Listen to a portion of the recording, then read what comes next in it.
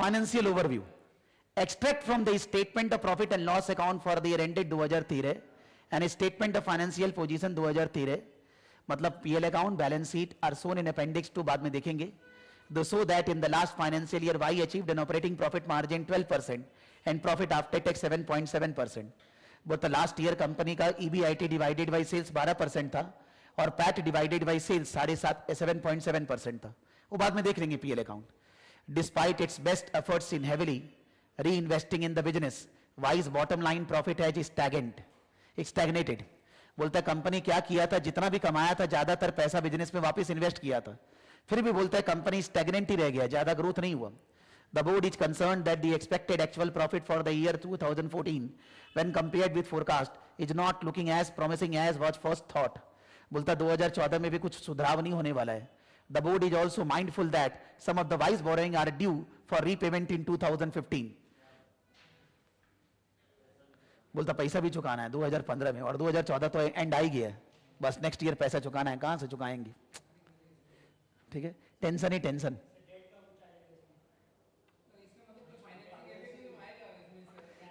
आ रहे हैं सर बहुत दिन से नहीं आया.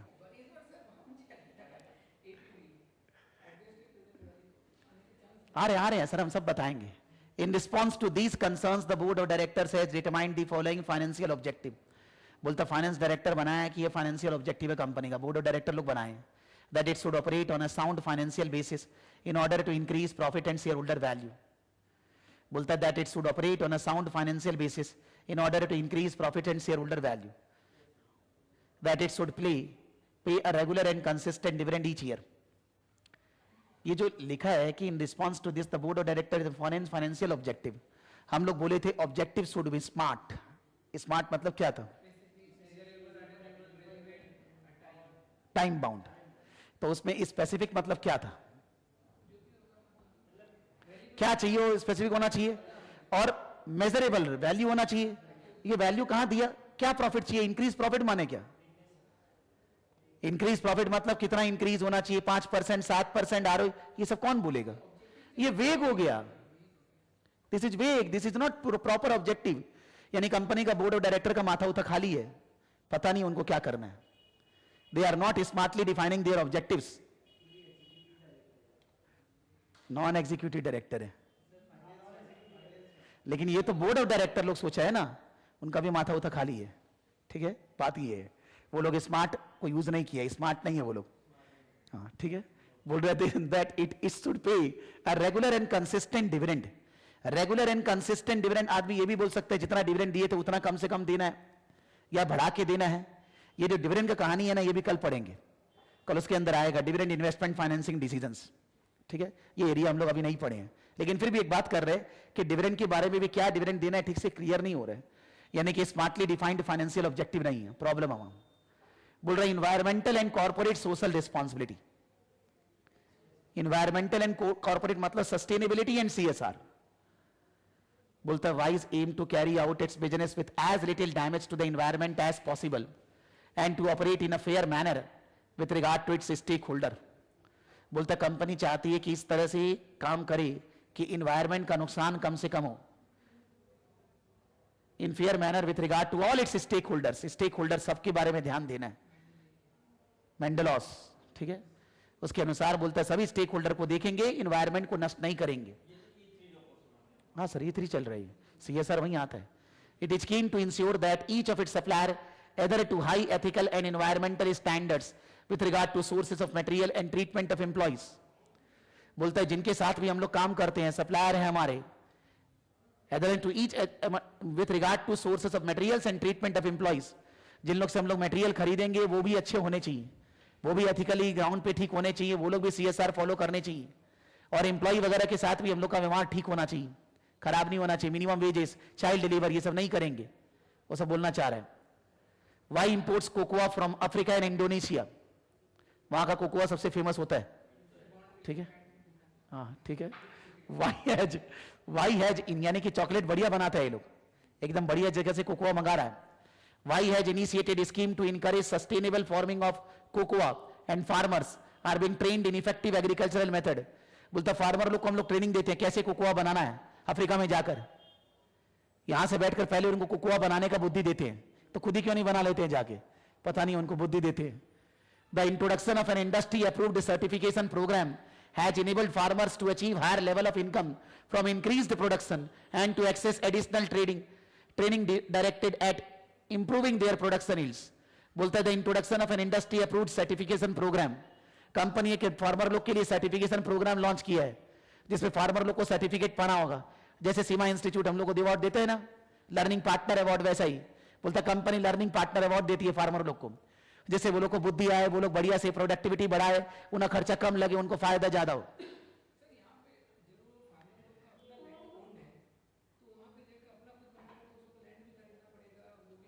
वही हम ऐसे ही बोल रहा था यार, कौन बोल रहा है कि सब काम खुद ही करेंगे, अपने उनको बुद्धि दे रहे हैं कि भाई तुम्हारा भला मेरा भला है, तुम्हारा सस्ता होगा तो मेरे को सस्ता मिलेगा, तो अपने उनको बता रहे हैं। All raw material source from Africa and Indonesia are priced in US dollar, यानी कि यूरोप में बेचते हैं, यूरोपियन करेंसी में कैश इनफ्लो आता है और डॉलर में जाता है, फॉरेन एक्सचेंज एक्सपोजर चालू हो गया, ठीक है।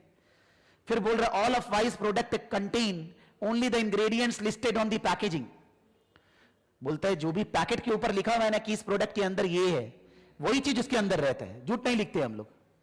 झूठ लिख सकते हैं क्या वैसे हम लोग? सब नहीं लिख सकते हैं, हमारा TP एक्ट इंडिया में भी है। आप ये गड़बड़ लिख सकते हैं कि हम इतना मिलाया वो मिलाया, वो अलग बात है, और अगर बता भी देंगे कितना मिला है तो आदमी मिला के बना लिया क्या, फिर तो सभी को सब कुछ कर लेता है यार। हम अगर बोलेगा हमारा प्रोडक्ट में बेसन है, तेल है, ये है न तेन है, तो दूसरा बना लिया क्या? वैसे ही बना लेता मैं, तो कहां से बना लेगा वो? कोका कोला में ये चीनी है, ये पानी है, बना लो, क्या है, शरबत ही तो है, बनाओ।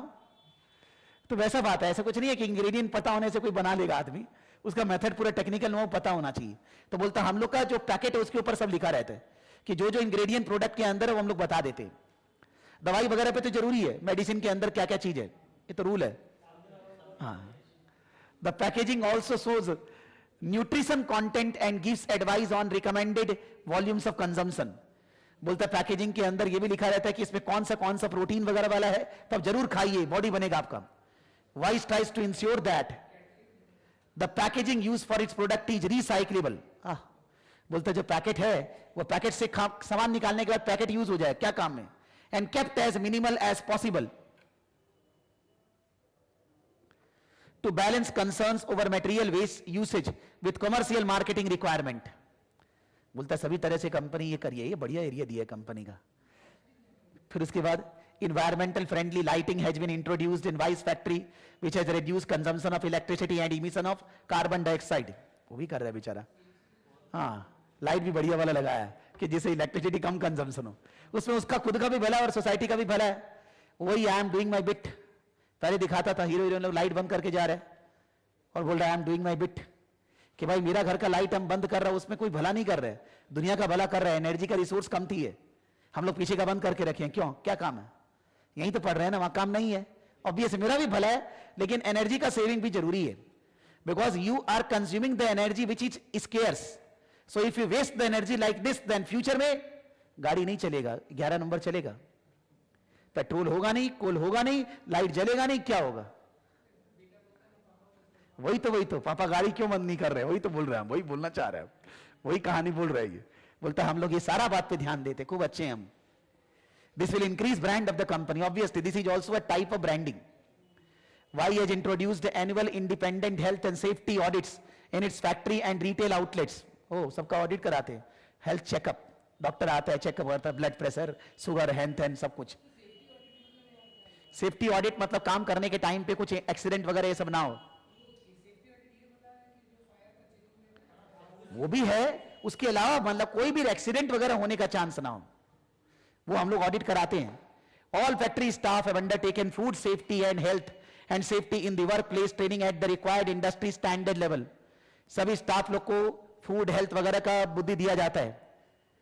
Work place benefit such as life and medical insurance, staff discount and membership of local gymnasia as well as competitive salaries and wage are offered for all employees. ये एम्प्लॉय का भला का बात की है कि हम लोग अपना एम्प्लॉय के लिए सोचते हैं, पब्लिक के लिए सोचते हैं, इंप्लॉय के लिए सोचते हैं, नेचुरल रिसोर्सेज के बारे में सोचते हैं, रिसाइकलिंग के बारे में सोचते हैं, बढ़िया प्रोडक्ट बनाते हैं, दुनिया को बताते हैं प्रोडक्ट के अंदर क्या है, खराब है नहीं है। सब तरह से हम लोग सर्वगुण संपन्न है इस एरिया में एक्चुअली। और क्या करेंगे भाई, और तो चॉकलेट बना के और तो कुछ कर नहीं सकते हैं इससे ज्यादा। फिर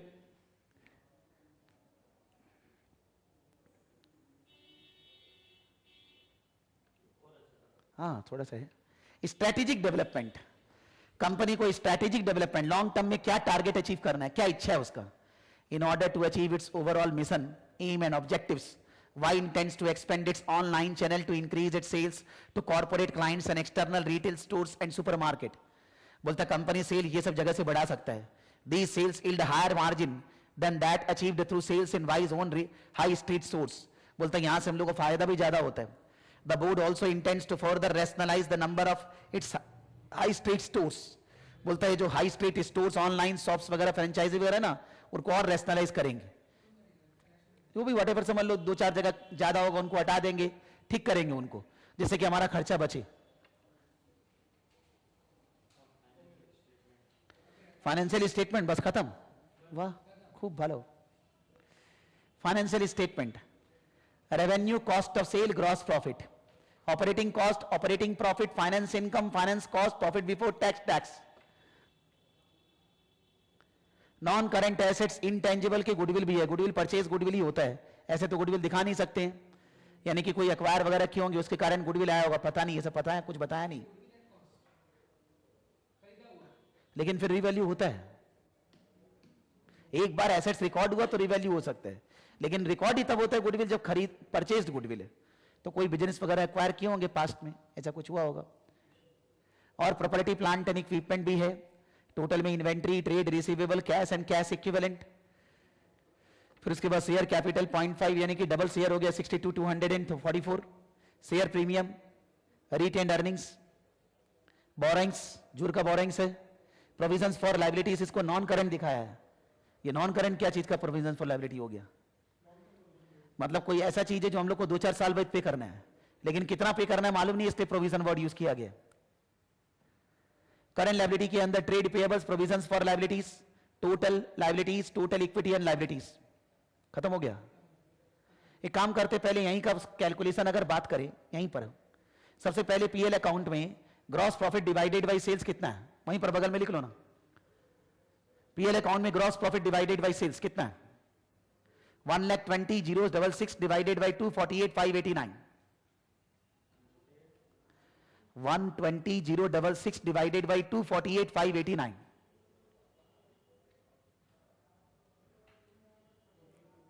कितना लिखिए 48.29%। जो ग्रॉस प्रॉफिट है उसके बगल में ब्रैकेट में लिख दीजिए 48.29%। फिर ऑपरेटिंग प्रॉफिट तो ये लोग भी पीछे बोला था, आप भी निकाल लीजिए 29,827 डिवाइडेड बाय 248,589, 29,827 है operating profit, 29,827 divided by 248,589, bracket में कितना परसेंट है,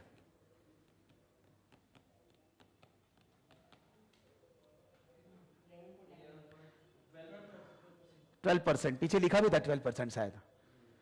फिर उसके बाद प्रॉफिट आफ्टर टैक्स को सेल से डिवाइड दे दीजिए, 5737 डिवाइडेड बाय 248,589,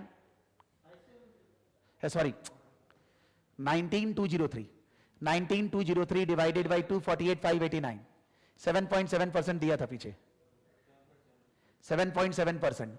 एक बार ये टैक्स रेट भी निकाल लो ना, पीबीटी का कितना है, 5736 divided by 24,939 into 100, tax rate PBT का कितना है, 5736 डिवाइडेड बाय 24,939 इंटू 100, 23%, कमी टैक्स है। बैलेंस शीट में एक बार डेट इक्विटी रेशियो निकालो, बैलेंस शीट में, अब बैलेंस शीट में आते हैं, बैलेंस शीट में सबसे पहले डेट इक्विटी रेशियो निकालिए। डेट मतलब long term 1,18,778 divided by 1,18,778 plus 85,343, debt divided by debt plus equity. तो डेट है 1,18,778 डिवाइडेड बाई 1,18,778 प्लस 85,343। हाँ सर, माने टोटल एसेट्स नहीं, डेट इक्विटी मतलब long term debt divided by long term debt plus equity, उसको date equity ratio बोलते हैं। नहीं 2.3% नहीं आएगा, 23 आएगा। वो तो मुंह से ही दिख रहा है यार। ऊपर में पीबीटी दिया हुआ है 24,000 और 5,000 टैक्स है, तो 5736 बाई 24 939 23% करीब ही आएगा। हम पीछे नीचे बैलेंस शीट के लिए बोल रहे हैं डेट इक्विटी रेशियो, तो डेट इक्विटी रेशियो में debt 1,18,778 divided by 1,18,778 plus 85,343, debt divided by debt plus equity 60% करीब आ रहा है।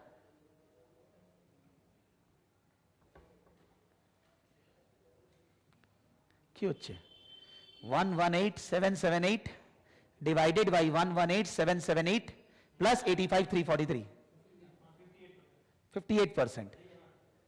सर उतना से हम तो मोटा मोटी बोल रहा था, 60 करीब दिख रहा था।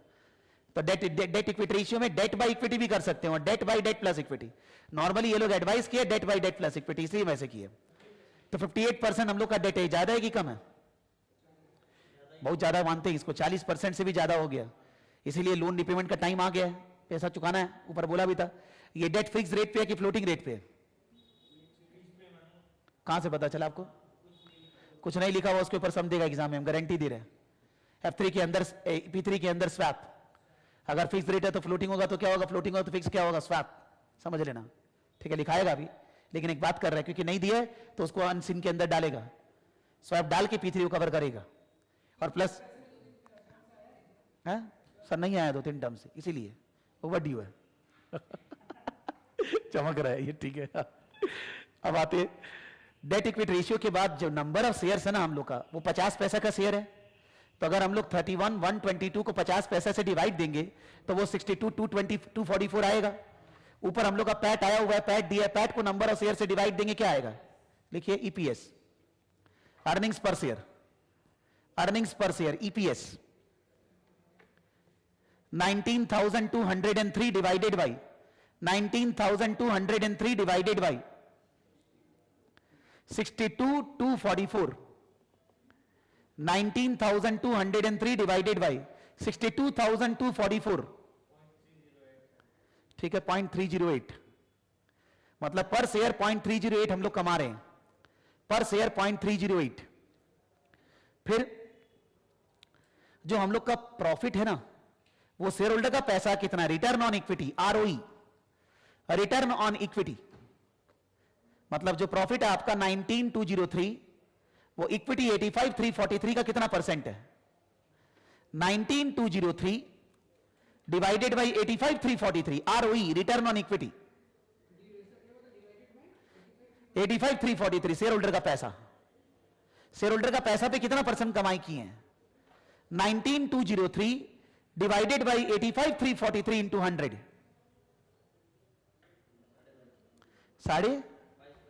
22%। खूब भालो, बढ़िया रिटर्न है, 22%।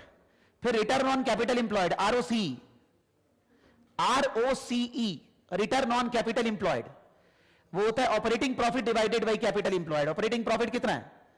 29,827। कैपिटल इंप्लॉयड, जिसको रिटर्न ऑन इन्वेस्टमेंट भी बोलते हैं, रिटर्न ऑन कैपिटल इंप्लॉयड या रिटर्न ऑन इन्वेस्टमेंट मतलब आरओसीई, मतलब 29,827 divided by debt plus equity, divided by debt plus equity. Debt plus equity कितना? 85,343 plus 1,18,778, EBIT 29,827, the whole thing divided by 85,343 plus 1,18,778, 14.61%। ROC मतलब EBIT, operating profit. Interest और tax less करने के पहले, वो दिख रहा भी ऊपर देखो, ईबीआईटी में से वो लोग इंटरेस्ट और टैक्स लेस किए और कुछ नहीं लेस किए। ऑपरेटिंग प्रॉफिट निकालने के बाद फाइनेंस इनकम कुछ अलग से है, थोड़ा सा फाइनेंस कॉस्ट और टैक्स। अब एक बार जो लोन है, लोन हम लोग का है 1,16,484, और लोन के ऊपर इंटरेस्ट कितना है? सर ऊपर दिया पीएल में 5008, तो लिखिए interest rate on the long term loan, interest rate on long term loan,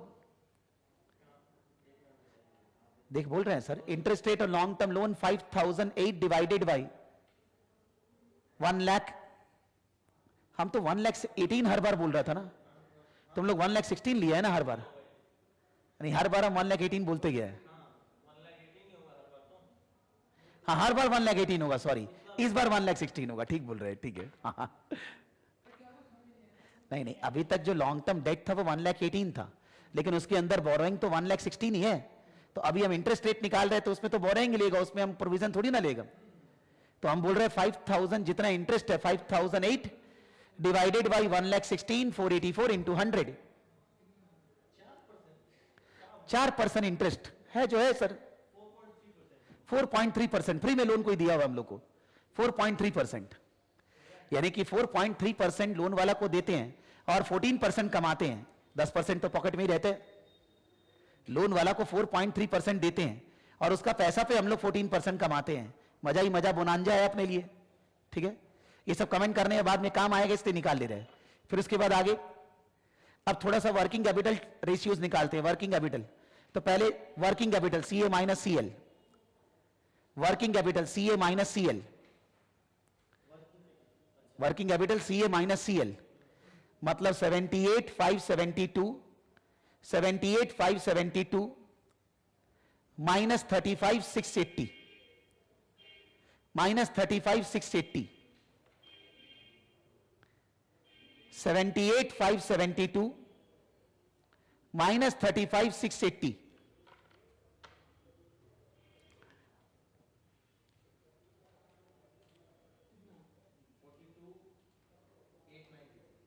42,892। अगर इसमें फिक्स्ड एसेट जोड़ेंगे तो कैपिटल इंप्लॉयड आ जाएगा, जो पहले इक्विटी और डेट को जोड़े थे एक ही बात है, ठीक है।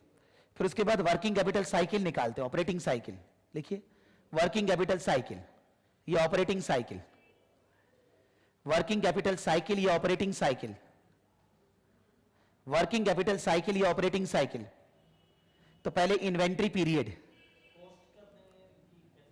कॉस्ट ऑफ सेल पे निकालेंगे, inventory period, debtors period, creditors period अलग अलग निकालेंगे, फिर जोड़ेंगे घटाएंगे, तुम निकालो फीलिंग आएगा तुमको। देखो इन्वेंट्री पीरियड, तो इन्वेंट्री पीरियड में 44,856 divided by 44,856 divided by, inventory देखिए 44,856 divided by 1,28,523, the whole thing into 365 divided by 1,28,523, the whole thing into 365। क्यों कर रहे हैं ऐसा? जो इन्वेंट्री है उसको एक दिन का कॉस्ट से डिवाइड दे रहे हैं, तो वो इन्वेंट्री कितना दिन का आ जाएगा, तो ऊपर जाके इंटू होगा कि नहीं, हाँ ठीक है, inventory divided by 1,28,523, the whole thing into 365, कितना inventory period, whole thing into 365। Logic ये कि इन्वेंट्री अगर 100 रुपया का और एक दिन में 10 रुपया का लगता है, तो 100 रुपया कितना दिन का हुआ, 10 दिन का, वो निकालना चाह रहे हैं 170 44,856 divided by 1,28,523, the whole thing into 365, 127 days, ठीक है 127 डेज। फिर receivables period, receivables period 21,348 21,348 21,348 divided by 21,348 divided by 248,589 into 365, sales divided by 248,589 into 365, मतलब सेल इतना है तो ये कितना दिन का डेटर्स है, कितना दिन का पैसा बाकी रहता है, 31 डेज, 31 डेज। फिर payables period, payables period payables period 33,936, 33,936, 33,936 divided by 33,936 divided by, उसको भी हम लोग कॉस्ट ऑफ सेल से ही निकाल रहे हैं, divided by 128,523 the whole thing into 365, divided by 128,523 the whole thing into 365। कोई लोग इसके अंदर ऑपरेटिंग कॉस्ट भी ले लेते हैं, अगर वो ट्रेड के पेबल के अंदर है, हम मान रहे नहीं है, वो रॉ मटेरियल वगैरह ही है, ठीक है। कितना 96 डेज। तो पहला दोनों को जोड़कर माइनस 96 करने से कितना, पहला दोनों को जोड़कर माइनस 96 करने से कितना,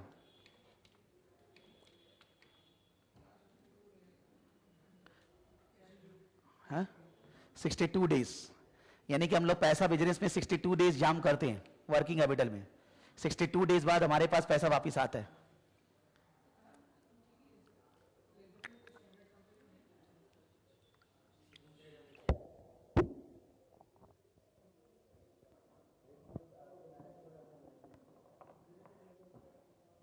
एक्चुअली क्या है, ये जो बिजनेस है मोटा मोटी कैश सेल वाला है, जैसे ट्यूशन इनफ्लो कैश है, चाहे हम पैसा कभी भी दे। नॉर्मली ये बिजनेस जो है इसमें उधारी नहीं है, तो नॉर्मली तो रिसीवेबल्स कम ही होना चाहिए, ज्यादातर हम लोग का इन्वेंट्री आया था। हाँ उधारी मिलता जरूर है, जो क्रेडिटर वगैरह उसको तो पैसा बाद में ही देंगे ना।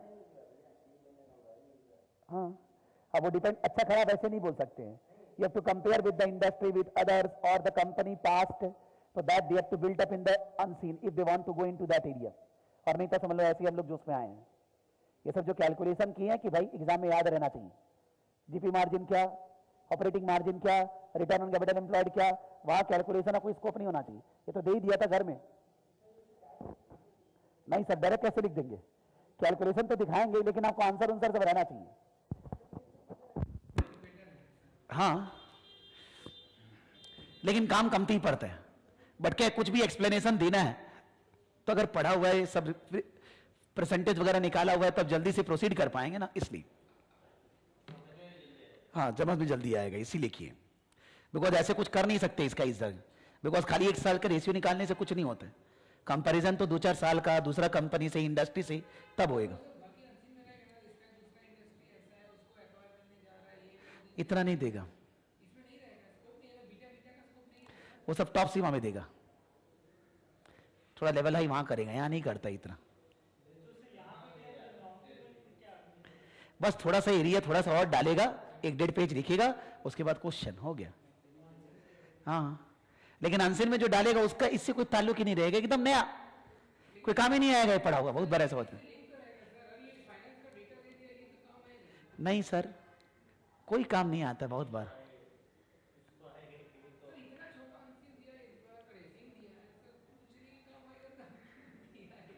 अरे ऐसा बहुत बार एग्जाम हुआ है, जैसे पिछले बार एग्जाम हुआ कि जो हम लोग को क्वेश्चंस दिया गया उसमें कुछ नहीं था पीछे से रिलेटेड।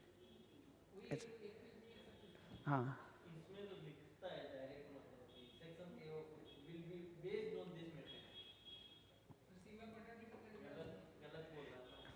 नहीं वो लोग अनसीन में ऐसा चीज दे लेता है कि वहीं से सारा क्वेश्चन बन जाता है, इसका काम नहीं आता है फिर।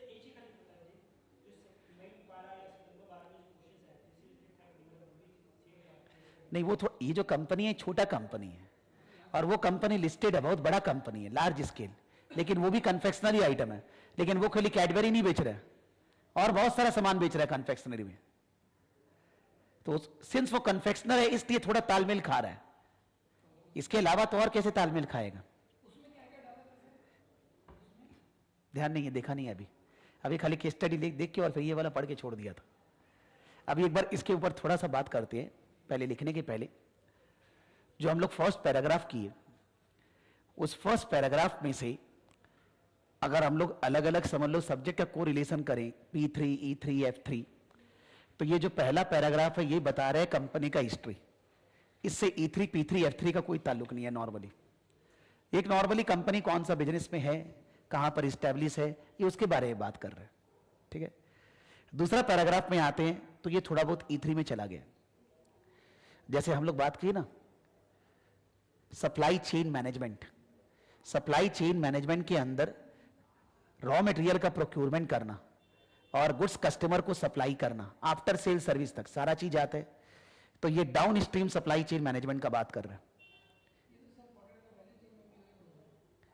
पोर्टर का वैल्यू चेन माने, हाँ लास्ट में सर्विस,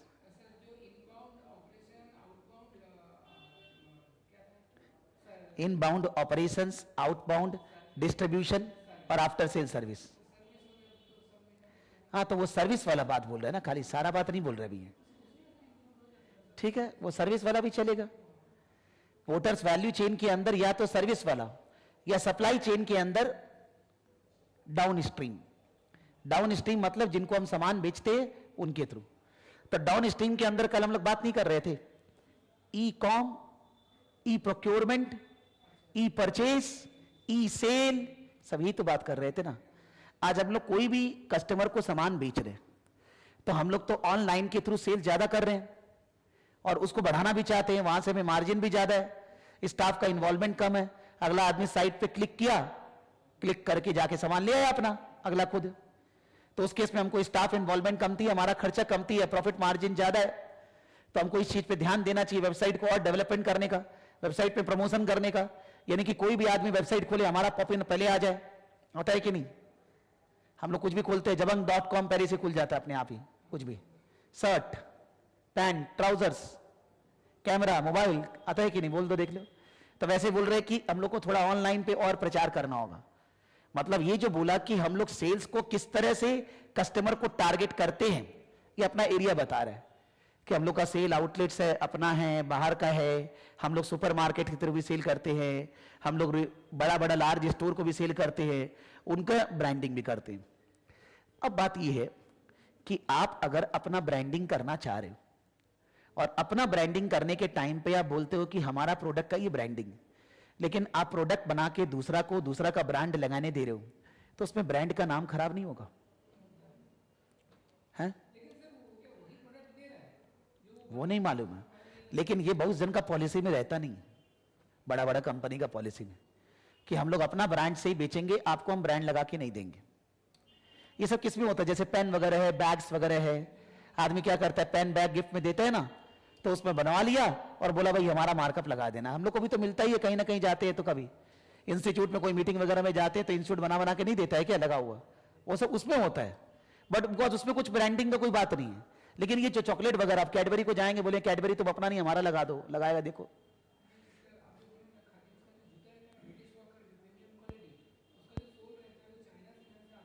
ठीक है,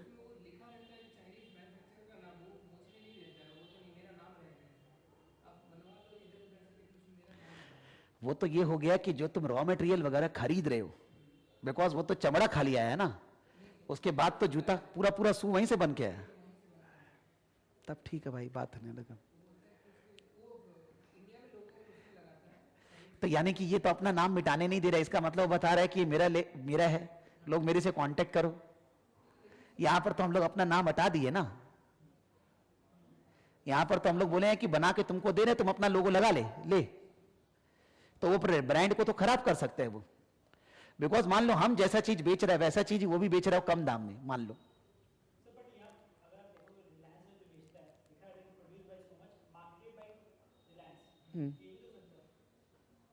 नहीं तो क्या?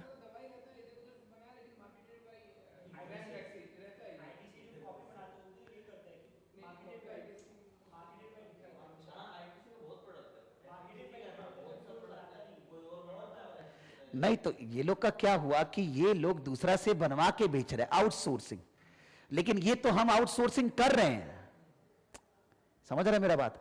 तुम लोग जो एग्जांपल दे रहे हैं वो क्या हो गया कि हम खुद नहीं काम करके दूसरे से करवा रहे हैं, और यहां पर क्या हो रहा है कि हम काम करके दे रहे हैं, तो हम जो चीज बेच रहे हैं अपना ब्रांड के नाम से, वही चीज दूसरा का ब्रांड लगा के बेच रहा है, और अगर बाई चांस वो वैसा ही कम दाम में बेच रहे हैं तो हमारा कौन लेगा?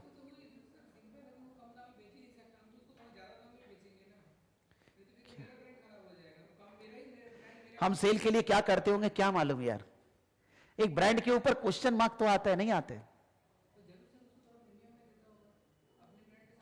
तो अगर वो हम लोग इसको प्रीमियम में देंगे तो उससे हम लोग के बदले उसका कौन लेगा?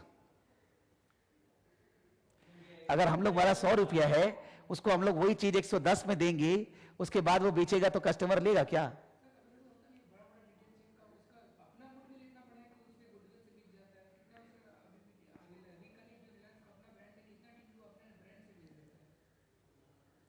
ठीक है, ये लॉजिक चलेगा आपकी बात, तुम अच्छा बात बोला कि वो अपना ब्रांड के कारण बेसी दाम में बेच लेता है, लेकिन हमारे से, इसका मतलब हमारा ब्रांड कितना तुच्छ है कि वो हमारा ही चीज हमारे से ज्यादा दाम में बेच रहा है। यार ये तो, यार मेरी बिल्ली मेरे को ही मियाओ, ये तो वही हो गया। तो ब्रांड हमारा नहीं है, उसका है माने। मैं एक चीज अपना ब्रांड से बना और वही चीज बना के इसको दे रहा हूं और ये बेच रहा है, तो ये बोल रहा है कि ये मेरे से बेसी दाम में बेच देगा उसको।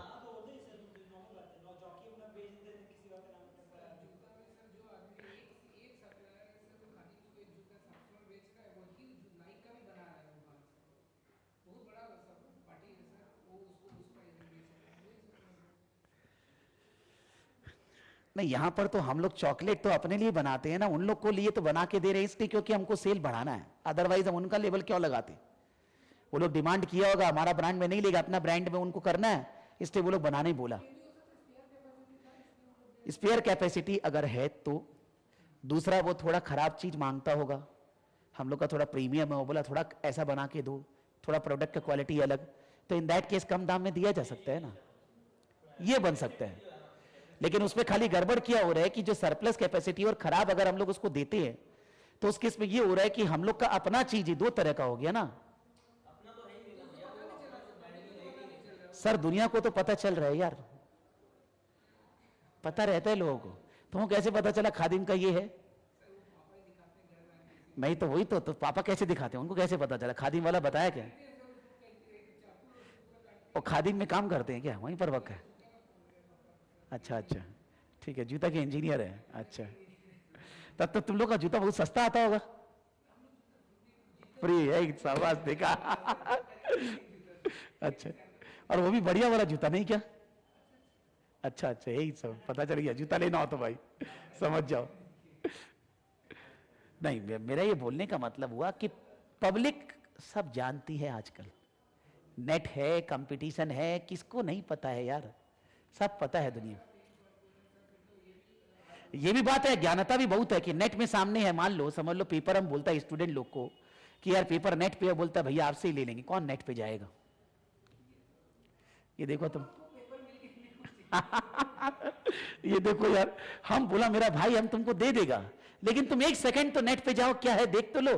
बोले नहीं भैया हम नहीं देखेंगे, कल हम पेन ड्राइव लाएगा आपसे पेपर ले लेगा। हम बोला ले लेना, हमको क्या है यार, हमको क्या है? बोला हमको कोई टेंशन थोड़ी ना, तुम ले ले भाई, अभी वहां बैठा हुआ है तुमको दिखाएगा, बोलेगा नहीं हम यहीं से लेगा। क्या फायदा हुआ इतना पढ़ाई करने का? सोचो तुम कि 2 मिनट नेट पे जाके सर्च करके पेपर नहीं निकालने का मन करता है। तो फिर ऐसे थोड़ी ना होता यार। तो वही बोल रहे, ज्ञानता है, लोग को सब कुछ पता चल सकता है। आज मान लो कोई भी जन स्टूडेंट बोलता है कि ये कोर्स चेंज हुआ सीए में, हम बोलते तुमको कैसे पता चला? बोला हमको दोस्त बोला था। हम बोला दोस्त इंस्टीट्यूट है, सिलेबस चेंज होगा कौन बताएगा? ये इंस्टीट्यूट बताएगा। बोला हाँ। तो हम बोला इंस्टीट्यूट का वेबसाइट पे कुछ लिखा है? बोला हम देखा ही नहीं। हम बोला आज जाके देखना कुछ लिखा है क्या। तो वहां यार क्या क्या फायदा है बोले ऐसे करके। लेकिन यही है कि आदमी बुर्बक बनने के लिए बैठा हुआ, उसको बनाया जा रहा है। दुनिया में बुर्बक बनाने वाला है, बनते रहो और क्या। तो इसलिए जिसको नॉलेज है उसको पता रहेगा कि ये चीज यहां से बना हुआ, ये मार्कअप है। आज हम लोग बिग बाजार वगैरह में जाते हैं, हम लोग को मालूम है कौन सा उसका खुद का ब्रांड है, कौन सा घर का है। एजाइल वगैरह उसका ब्रांड है ना, खुद का ब्रांड है, मतलब पता होगा। तो इसलिए लोगों को पता, जो नहीं जानता उसको कुछ नहीं पता यार, उसका छोड़ दो। लेकिन जिसको ज्ञान है उसको सब पता है क्या कहां से बनता है। आज फिलिप्स का जितना भी चीज है सब फिलिप्स अपने नहीं बनाते हैं, खुद बाहर से बनवाता है, आउटसोर्सिंग करता है। तो बहुत सारे ऐसे अपने आप आदमी कितना करेगा। तो यहां पर हम लोग ये बोलना चाह रहे हैं कि इससे बिकॉज क्योंकि पूरा केस स्टडी के अंदर ब्रांड ब्रांड ब्रांड माथा खाली है, तो इससे ब्रांड पे इफेक्ट पड़ सकता है आपका। वो गुची बन सकते हैं कि आप अपना चीज बढ़िया दाम में बेच रहे हैं, वहीं पर आपका चीज कोई सस्ता दाम में बेचने लग गया, आपका तो कहानी स्वाहा। सच्ची मजाक थोड़ी ना कर रहे हैं। अब मान लो हम लोग फ्रेंचाइजी के यहां हम लोग अपना क्लास बेचते हैं, वो कोई दूसरा का भी क्लास चालू कर दिया फ्रेंचाइजी, दूसरा क्लास चालू नहीं कर सकता वो, हमारा फ्रेंचाइजी लेके रखा है। तो टर्म्स ऑफ एग्रीमेंट रहेगा ही हमारा। हमारा क्लास ही चलाएंगे, आप दूसरा का नहीं चलाएंगे। दूसरा क्लास समझ लो, हमारा क्लास 10,000, दूसरा क्लास 2,000, आओ तो हमारा कौन लेगा? कोई बात हुआ क्या? This is not allowed. I will not give you franchisee. भाई तुम अपना ही चला 2,000 वाला ही, तुमको 10,000 वाला नहीं मिलेगा। फिर वो तो होना आएगा ना, क्या किया जाएगा यार। तो इसलिए ये जो हम लोग कर रहे हैं, ये एक पॉलिसी की गड़बड़ी करने लायक चीज है। गड़बड़ हो सकता है, हम नहीं बोल रहे गड़बड़ होगा ही, लेकिन एक क्वेश्चन मार्क उठता है कि क्यों हम लोग ऐसा कर रहे हैं। इतना हम लोग को थोड़ा सा सेल का क्या जरूरत है? अपने केवल अपना ब्रांड का चीज ही बेचेंगे ना, दूसरा के लिए नहीं बनाएंगे। हाँ, बहुत सरप्लस कैपेसिटी है, वो एक लॉजिकल पॉइंट है, तो बात अलग है कि अपने पास कैपेसिटी खाली पड़ा है, चलो काम निकल जाएगा, चलेंगे, कोई बात नहीं, दैट कैन बी पॉसिबल। दूसरा यहां पर क्या लिखा, हम लोग जो बात किया कि हम लोग केवल चॉकलेट बना के बेचते हैं, जो कि कोई हेल्दी प्रोडक्ट नहीं है। आगे बहुत कुछ बोला है कि कोई कोई चॉकलेट में हम लोग क्या प्रोटीन वगैरह डालते हैं वो भी लिख देते हैं, लेकिन चाहे कितना ही प्रोटीन डाल दीजिए, अब सिगरेट में कोई बोलेगा प्रोटीन है, तो सिगरेट सिगरेट ही है यार, एक मतलब थोड़ी ना है। हम नहीं बोल रहे कि सिगरेट और चॉकलेट एक ही चीज है, लेकिन एक बात कर रहे हैं कि chocolate is not treated as anything good habit. अब कोई बोलेगा हम लोग मारवाड़ी लोग पापड़ खाते हैं, भुजिया खाते हैं, उसमें क्या तबीयत ठीक होता है क्या? उसमें देखा कितना जल्दी चालू हो गया, तेल से लीवर खराब हो जाएगा, और चॉकलेट से कुछ नहीं होगा। नहीं क्या चॉकलेट से नहीं होएगा? नहीं।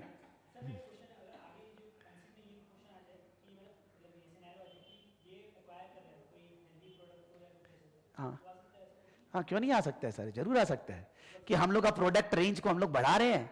हम लोग ये सोच रहे हैं बाई चांस कोई पॉलिटिकल एक्शन वगैरह ले लिया गया कि चॉकलेट वगैरह उससे कम बिकेगा, हैन तैन, जैसे सिगरेट वगैरह पे होता है ना, खाने से मर जाएगा, ये सब जगह होर्डिंग लगा रहता है। हाँ, कुछ भी कर दिया भाई, किसका मालूम है, फ्यूचर अनसर्टेन है भाई। इसलिए हम लोग जो बिजनेस में है उसके लिए हम लोग को थोड़ा सेव करके दूसरा कुछ चालू कर देना चाहिए। ठीक बोल रहे हैं तुम, वो आ ही सकता है, डेवलप कर सकता है।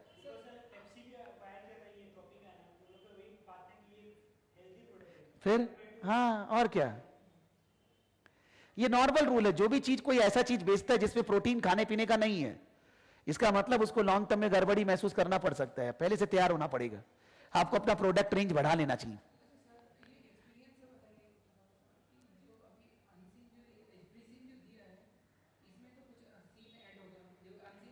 हाँ,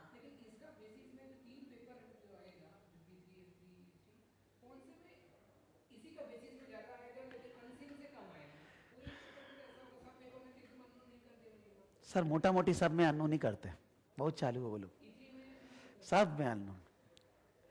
लेकिन ये है कि जैसे तुम आंसर लिख रहे हो, ठीक है, तो तुम कोई कैलकुलेशन किए, कैलकुलेशन करने के बाद you are writing your answer theoretical, तब इसमें पढ़ा हुआ तुम्हारा यूज आएगा। तब इसके थ्रू मोल्ड करके लिखोगे ना कि ऐसा ऐसा बोला था इसलिए ऐसा कर रहे हैं, तो ये नहीं कि एकदम पूरा इरेलीवेंट हो जाएगा, लेकिन वो अनसीन जो होगा उसको इसके साथ मिलाना पड़ेगा, ये बेस होगा उसका। आज ये जो रेशियो वगैरह निकाले, क्या होगा कि बाद में कौन निकलवाए यार, अभी पढ़ लिया, अभी का भी रेशियो खत्म कर दिए कि भाई रेशियो तो और नहीं निकालना है। अब हो सकता है जो भी रेशियो निकाला एक भी काम का नहीं है। अभी क्या यहां पर शेयर का प्राइस दिया नहीं है, लिस्टेड है कि नहीं मालूम नहीं है, पता है क्या? आंसर में बोला कंपनी लिस्टेड है, शेयर का दाम मार्केट में ये है, तो पी रेशियो वगैरह डिविडेंड पे आउट रेशियो सब में चले गए। हमको क्या मालूम, अभी कहां से करें? हमको थोड़ी ना बोला लिस्टेड है कि नॉन लिस्टेड है, मार्केट में दाम है कि नहीं, कहां से लाएं?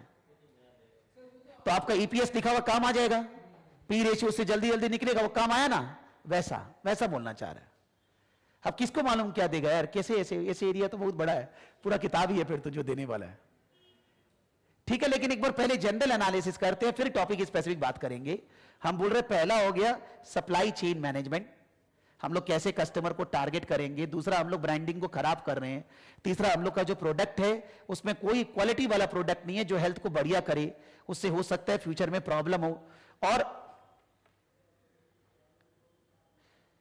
बोलता है हम लोग यूरोप में बेसिकली स्टैब्लिश्ड है, वर्ल्ड को टारगेट कर रहे हैं, तो इंडिया चाइना ये सब में चॉकलेट खाने वाला है कि नहीं, बढ़ती है, इमर्जिंग मार्केट है, सारा वर्ल्ड यहीं आना चाह रहा है, तो यूरोप वाला को यहां आना चाहिए कि नहीं? तो यहां टारगेट करने के लिए कुछ तो करना होगा, यहां का क्या एनवायरमेंट है क्या नहीं है। ग्लोबल अगर नेट से हम लोग उसका चॉकलेट खरीदेंगे, यहां कहां मिलेगा इसका चॉकलेट? यहां तो आउटलेट ही नहीं है उसका, नहीं पता है, मिलेगा ही नहीं आपका, वो कहां कलेक्ट कहां से करेगा?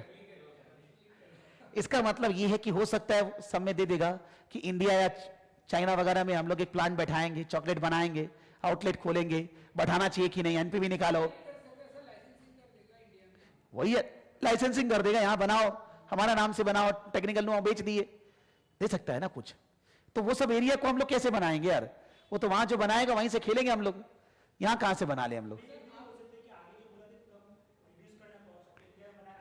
वही तो, यहां मैन्युफैक्चर करेंगे तो खर्चा कम लगेगा। वैसे यूरोपियन कंट्री में सिंस रिसेशन है ना, लोन का रेट ऑलरेडी कम होगा, जो 4.03 आ रहा था, इसीलिए आ रहा था क्योंकि इंटरेस्ट रेट वहां कम है। ऐसे ही रिसेशन में है तो इंटरेस्ट रेट बढ़ा के क्या होगा?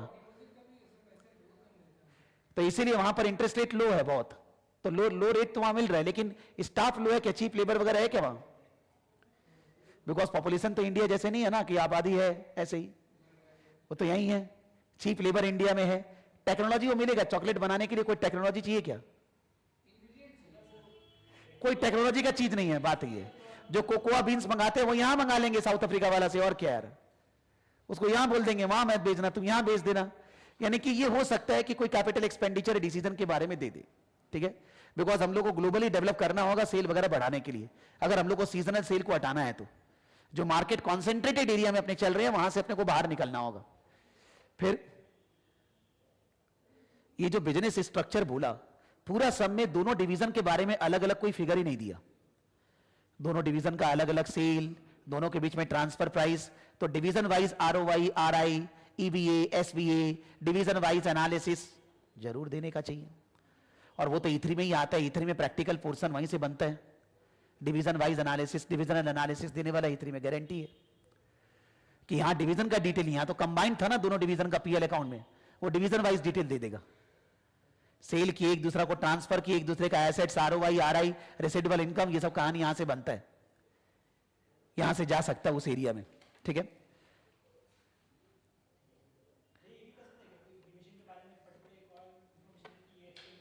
हाँ क्यों नहीं, जब आरओआई आरआई देगा तो वो जरूर देगा कि ये डिवीजन ये इन्वेस्टमेंट और करने वाला है, तो उसको $10,000 से ज्यादा का इन्वेस्टमेंट करना है, तो क्या क्या स्टेप लेना होगा, है? सर कुछ आना चाहिए ही बोल सकते हैं बस, वो उनका फीलिंग है, क्या देगा वो लोग। क्योंकि वो जो मई और नवंबर का जो सितंबर का केस स्टडी है ना, जो ऐसा ही है, उसमें डिवीजन का है सम, तो अगर उससे कोरिलेट करते हैं उसमें डिवीजन का था तो इसमें आ सकता है, तो वहां से जब सम करेंगे थोड़ा फीलिंग और आ जाएगा।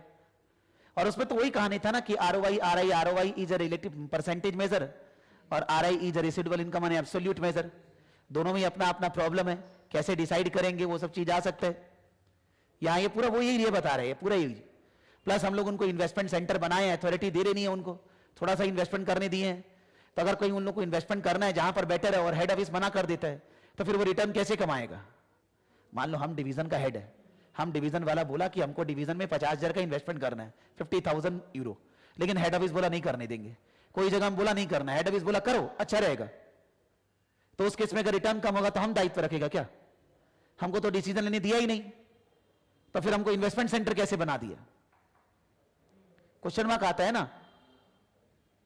प्लस जो प्रॉफिट सेंटर है, हो सकता है 2-4 स्टोर का डिटेल दे दिया, अलग अलग स्टोर, बोलेगा ये फ्रेंचाइजी, ये ओन, ये ऑनलाइन, ये सबका ये अलग अलग सेल है, ये खर्चा है, प्रॉफिट मार्जिन है, निकालो, एनालाइज करो। डिवीजन या प्रॉफिट सेंटर एनालिसिस हो सकता है। प्रॉफिट सेंटर में आरओआई वगैरह नहीं निकालेंगे, प्रॉफिट सेंटर में जो प्रॉफिट है वो सेल्स का कितना परसेंट है, कौन से सेंटर में कितना सेल हुआ, प्रॉफिट क्या हुआ। ट्रांसफर प्राइसिंग है, कहानी ऑलरेडी बुकिंग है कि ये इसको देता है, क्या दाम में देगा, क्या दाम में नहीं देगा, ट्रांसफर प्राइसिंग। ट्रांसफर प्राइसिंग के अंदर एक ही बात होता है कि अगर जो डिवीजन ट्रांसफर कर रहा है उसके पास सरप्लस कैपेसिटी है, तो transfer price should be the expenditure, और अगर सरप्लस कैपेसिटी नहीं है, दूसरा काम छोड़कर ट्रांसफर कर रहे हैं, तो ट्रांसफर प्राइस अपॉर्चुनिटी कॉस्ट जोड़कर, दो से तीसरा स्टोरी बना ही नहीं है। Transfer price should be such that it should achieve goal congruence for the whole organisation, मतलब डिवीजन का नहीं सोच के हमको पूरा कंपनी का सोचना है, वो हिसाब से ट्रांसफर प्राइस होना चाहिए। तो इसलिए ये सब एरिया ट्रांसफर प्राइस, डिविजनल, वो सब के बारे में फोकस कर रहे हैं।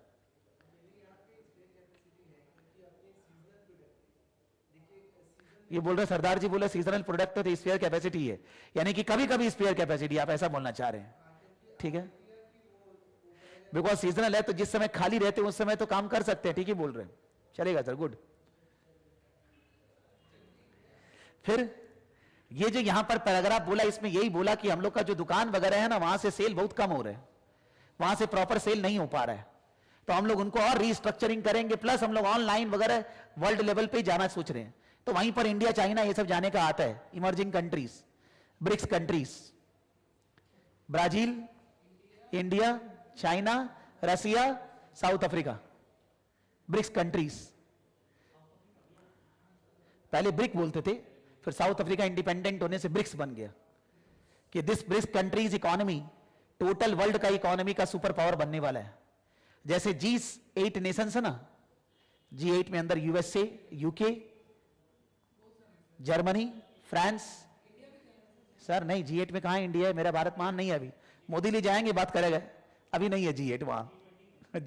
G20 में हो सकता है, G8 में नहीं है इंडिया। G8 नेशंस का इकोनॉमी पहले टोटल वर्ल्ड में टोटल इकोनॉमी का 65% था। मतलब जीडीपी ग्रोथ रेट जो वर्ल्ड में होता है उसका 65%। धीरे धीरे ब्रिक्स नेशन उसको ओवर पावर कर रहे हैं। By 2027 China will be super power, largest economy. नहीं तो 2012 से सुन रहे कि 2025 करीब वो होगा, ये नहीं 2025 करीब ही बात है शुरू से, कि अगर जिस तरह से चाइना ग्रो कर रहा है उस तरह से ग्रो करने से चाइना सुपर पावर बन जाएगा 2025 तक। लेकिन चाइना में बुढ़ा लोग ज्यादा है, इंडिया जैसे नहीं है, जवान नहीं है। कैसे जवान कैसे होएगा? वो तो पैदा करने के बाद होएगा। हाँ, तो उसमें तो टाइम लगेगा। इंडिया तो ऑलरेडी पैदा कर चुका, इंडिया में तो ऑलरेडी है। हाँ, ऑलरेडी अवेलेबल सोर्स है भाई, उसका तो बात अलग है ना। अरे सच्ची बोल रहे हैं। अरे ये जो मिशन उसन है इसमें सब गंडा गोला झोली है कि मिशन में एक तरफ बोलता है लग्जरियस प्रोडक्ट, दूसरे तरफ बोलता है कि सब सेल बढ़ाना है, हर तरह का मार्केट बेचना है, अफोर्डेबल बनाना है। क्या करना चाहते हैं? कंफ्यूज है अपने बारे में कि डिफरेंशिएशन में जाना है कि कॉस्ट लीडरशिप में जाना है। पागल उगल हो गए लगता है। दूसरा ब्रांड का बात है तो ब्रांड को प्रमोट करने के लिए क्या क्या कर सकते हैं? ब्रांडिंग। वो ब्रांड वाला जो 2 पेज लिखा हुआ ना, जरूर अच्छा से पढ़ के जाना E3 के अंदर कि ब्रांडिंग कैसे कैसे किया जा सकता है। पूरा लिखा हुआ है 2 पेज, बता देगा कि ब्रांडिंग के बारे में आपको फोकस करना है। कंपटीटर एनालिसिस वाला जो चैप्टर है ना, जिसमें बेंचमार्किंग लिखा हुआ है, बेंचमार्किंग के बाद नेक्स्ट 2 पेज ब्रांडिंग का ही लिखा हुआ है। 2 ही पेज लिखा हुआ ब्रांडिंग के बारे में। जिस दिन E3 अभी पढ़ेंगे ना वेडनेसडे को, उस दिन E3 में दिखा देगा ब्रांडिंग कहां लिखा हुआ है। ठीक है, फिर अगर नीचे आते हैं, ये जो डायरेक्टर, ये P3 वाला एरिया होता है पूरा, ये इनका अच्छा एरिया था मोटा मोटी। बस यही था, थोड़ा डुप्लीकेसी था कि फाइनेंस मैनेजर ऊपर भी नीचे भी, IT ऊपर भी नीचे भी, HR ऊपर भी नीचे भी, 3500 का स्टाफ है, 3 HR मैनेजर रख के रखे, पगला गए हैं। हाँ, माने उतना HR का क्या जरूरत है यार, अलग अलग डिवीजन का। हो सकता है कुछ फायदा होता हो, लेकिन थोड़ा गड़बड़ लग रहा है, पैसा खर्चा हो रहा है बेकाम का, वेस्टेज ऑफ मनी है। आज फाइनेंस वाला चलो मान लो तीनों जगह चाहिए, HR का तीनों जगह क्या काम है? IT हो सकता हो यार, क्योंकि वो अपना जो रिटेल स्टोर है उसको मैनेज करने के लिए अपने बारे में सोचना है, तो वो अपने बारे में सोचेगा तो IT डेवलप अपना करेगा। वो इंफॉर्मेशन का क्या काम है? ऑर्डर कब आएगा, नहीं आएगा, कैसे सर्व करेंगे, डिलीवरी कैसे देंगे, कैसे मंगाएंगे, कब ऑर्डर देंगे, ये सब तो बात है इंफॉर्मेशन का। यही तो काम है, ये तो काम हो सकता है।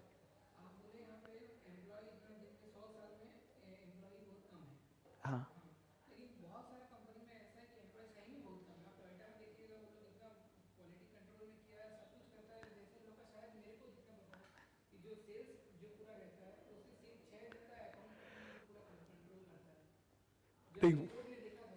हाँ,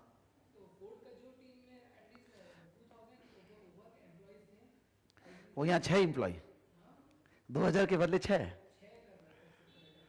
हो सकता है यार, पता नहीं है भाई। अच्छा अच्छा, हो सकता है, नहीं मालूम है। अगर एम्प्लॉय कम है because of your efficiency in employment, कि आप एक आदमी से काम प्रॉपरली कराते हैं, इफिशियंटली कराते हैं, तब बात अलग है। लेकिन इतना साल में भी कंपनी बड़ा नहीं हो पाया यार।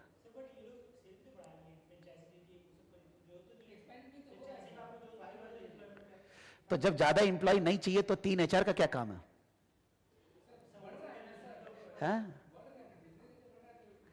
तो पहले से ही HR रेडी कर दिए हैं। देखो, हाँ हाँ, तो इसलिए अब HR का जरूरत पड़ा है। टर्नओवर सर आगे 3 लड्डू भी है वहां जो लिखा हुआ था। हाँ,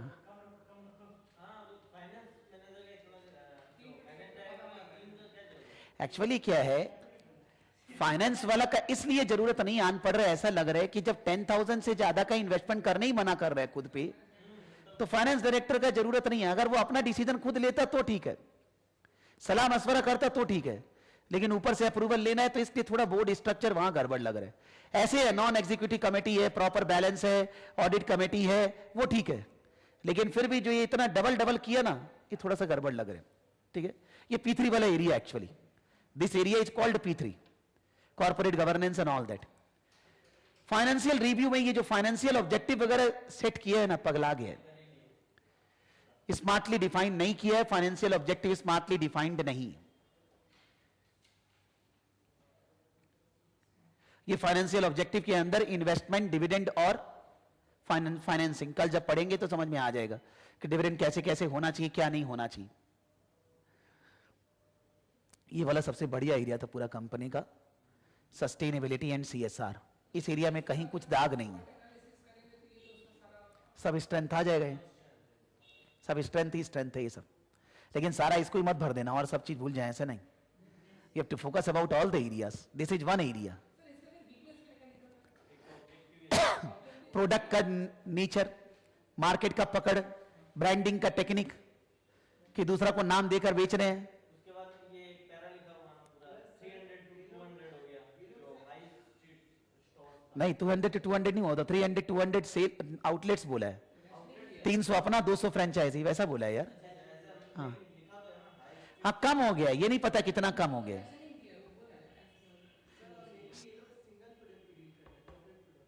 फोकस हो गया, चलो फोकस्ड स्ट्रैटेजी, फरारे बनाते हैं खाली वैसे। हाँ,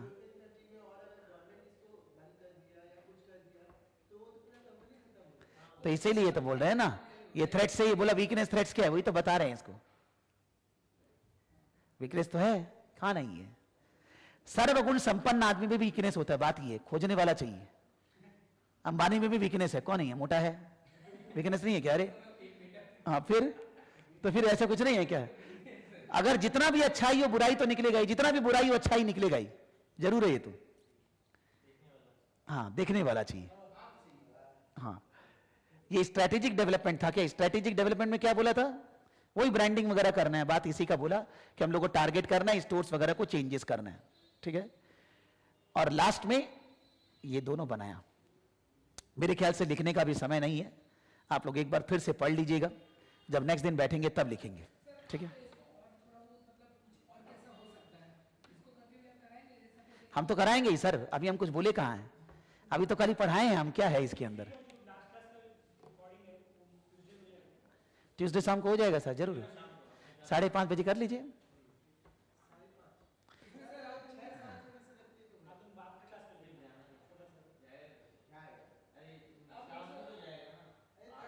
अरे इतना टेंशन क्यों लेते हैं, कोई बात नहीं है, आप लोग ट्यूसडे करिए तो।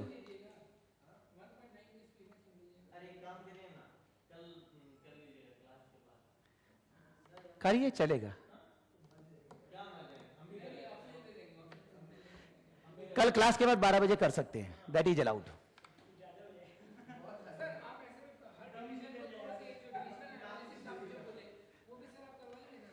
सर हम कराएंगे, आप देखिएगा तो। अरे हाँ भाई, तुम क्यों टेंशन ले रहे हो भाई, अभी हम तुमको गर्म किया खाली केस स्टडी पढ़ा के, बस इंट्रोडक्शन दिया है, हवा ले रहा है खाली अभी अब। नहीं, हवा नहीं निकालेंगे, नहीं।